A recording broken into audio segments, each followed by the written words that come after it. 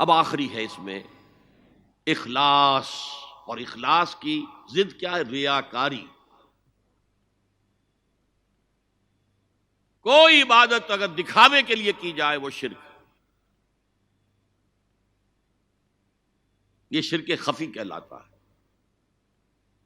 مال کی محبت کا شرک بھی شرک خفی ہے، نفس کی اطاعت کا شرک بھی شرک خفی ہے، اور یہ سب سے خفی شرک ہے۔ حضور نے فرمایا صلی اللہ علیہ وسلم، من صلی یرائی فقد اشرکا ومن صام یرائی فقد اشرکا ومن تصدق یرائی فقد اشرکا۔ جس نے دکھانے کے لیے نماز پڑھی اس نے شرک کر لیا، جس نے دکھاوے کے لیے روزہ رکھا اس نے شرک کر لیا، جس نے دکھاوے کے لیے خیرات کی، صدقات دیے، وہ شرک کر چکا۔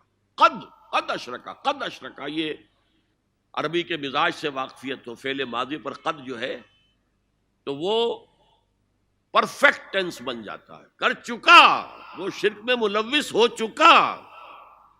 من صلی یرائی فقد اشرکا ومن صام یرائی فقد اشرکا ومن تصدق یرائی فقد اشرکا۔ اور تجزیہ کر کے یہاں تک بتایا کہ اگر کوئی شخص نماز پڑھ رہا ہو اور جب وہ یہ دیکھے کہ کوئی اسے دیکھ رہا ہے تو اپنے سجدے کو طویل کر دے تو یہ شرک ہے۔ فرض کیجئے 5 سیکنڈ کا سجدہ وہ کر رہا تھا، اب اس نے 7 سیکنڈ کا کیا ہے، یہ 2 سیکنڈ کس کے لیے ہے؟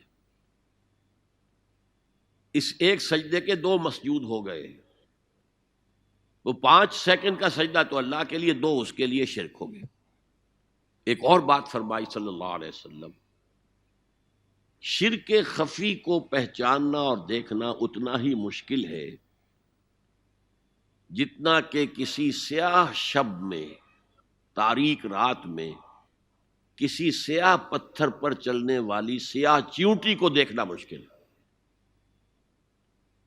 تشبیہ کا بلاغت اور فصاحت کی انتہا ہے، جیسے میں نے عرض کیا تھا کہ ایک جوڑے کی 2 جوتیوں کے مابین جو مشابہت ہے، امت مسلمہ اور سابقہ امت بنی اسرائیل کی، ان کے اوپر جو حالات وارد ہوئے ان میں وہی مشابہت۔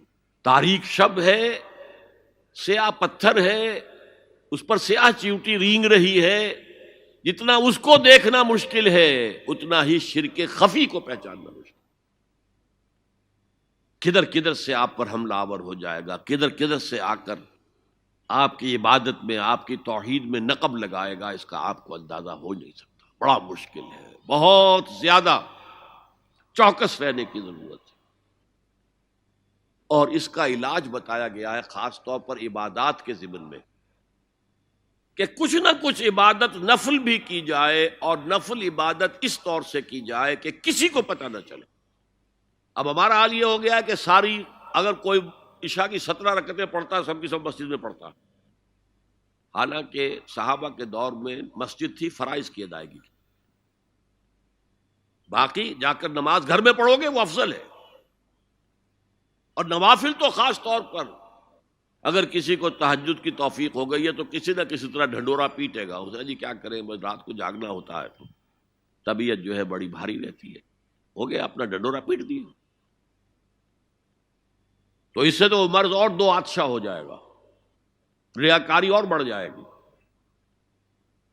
اسی طریقے سے صدقات نافلہ فرمایا ایسے دو کہ داہنا ہاتھ جو کچھ دے بائیں ہاتھ کو پتہ نہ چلے، کسی کو پتہ نہ چلے۔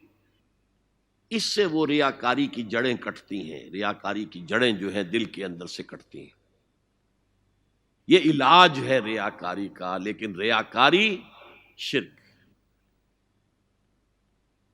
اب میں آخری بات پر آ رہا ہوں۔ آپ نے سوچا ہوگا کہ اس تجزیے کے تحت تو ہر گناہ جو ہے ادنا سے ادنا گناہ بھی شرک ہے۔ فجر کی نماز کے وقت اگر اٹھ کے نہیں گئے اور چادر یا کمبل کو سیدھا کر کے لیٹ گئے تو یہ شرک ہے۔ پھر کون سے گناہ ہے جو اللہ معاف کرے گا؟ یہ جو میں نے آیت آپ کو 2 دفعہ جو آئی ہے سورہ نساء میں سنائی، ان اللہ لا یغفر ان یشرک بہ ویغفر ما دون ذلک لمن یشاء، اللہ تعالیٰ اس کو تو ہرگز نہیں بخشے گا کہ اس کے ساتھ شرک کیا جائے، البتہ اس سے کم تر جس کو چاہے گا بخش دے۔ تو جان لیجئے یہ جو باریک تجزیہ میں نے کر کے بتایا ہے یہ اپنی جگہ 100% درست ہے، لیکن ان میں جو یہ چیزیں ہیں، کوئی کوتاہی ہو گئی، کوئی گناہ ہو گیا، کوئی شریعت کی مخالفت ہو گئی، نفس کی کسی اس وقت کے دباؤ میں آ کر، یہ گناہ شمار ہوں گے اگر یہ آپ کی طبیعت ثانیہ نہ بن جائے۔ اگر یہ آپ کی سیکنڈ نیچر بن گئے تو ایک گناہ بھی ساری تباہی لانے کے لیے کافی ہے۔ اگر آپ نے ڈیرے ڈال دیے،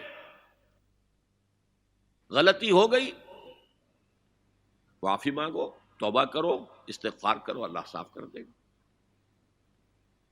نہیں کرو گے تو پھر ایک گناہ پر بھی دوام اگر ہو گیا اور اس گناہ نے ایک نے بھی تمہارا احاطہ کر لیا تو وہ جہنم میں خلود کی وعید قرآن میں آئی ہے۔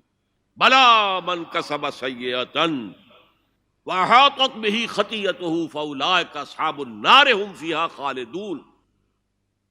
کیوں نہیں جس نے کوئی ایک بھی بڑا گناہ، چھوٹا نہیں، یہ چھوٹے چھوٹے گناہ جو ہوتے رہتے ہیں، گناہ کبیرہ، لمم جن کو کہا گیا ہے، اس کی اللہ تعالیٰ کے ہاں پکڑ نہیں ہے، بلکہ وضو کرتے ہیں تو ہاتھوں کے اس طرح کے گناہ وہ دھل جاتے ہیں، آنکھوں کے گناہ دھل جاتے ہیں۔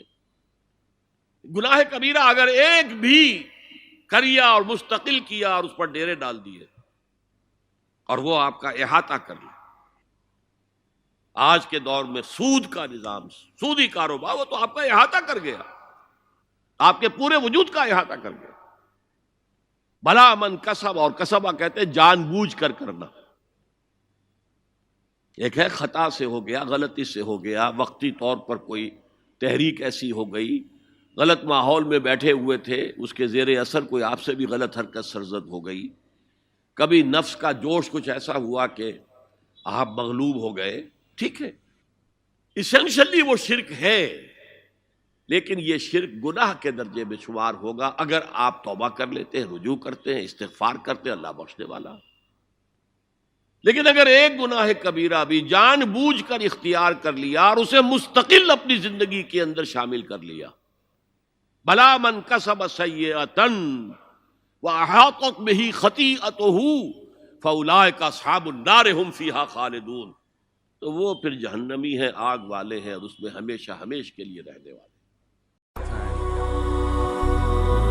هي الحلقات تحفظني بآيات من القرآن، هي الحلقات تملأني بحب المصطفى العدنان، هي الحلقات تحفظني